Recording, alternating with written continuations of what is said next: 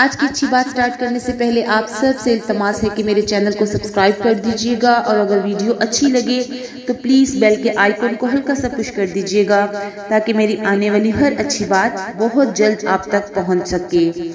عزیز سامعین، خدا را کسی کو اتنا نہ ستاؤ کہ خدا کی پکڑ میں آ جاؤ، اتنا بے رحم نہ بنو کہ خدا بھی تم پر رحم نہ کرے، کسی کو اتنا پریشان مت کرو کہ وہ غلط قدم اٹھانے پر مجبور ہو جائے۔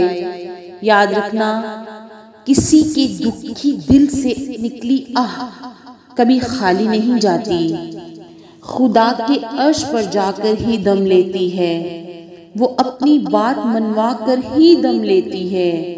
خدا را عزیز سامعین، ڈرو اس خدا کے قہر سے کہ جس کا ترازو صرف انصاف ہی تولتا ہے، انصاف کا ہی بدلہ، حق اور سچ کا بدلہ صرف اللہ سبحانہ و تعالی نیک عمل پر ہی دیتا ہے۔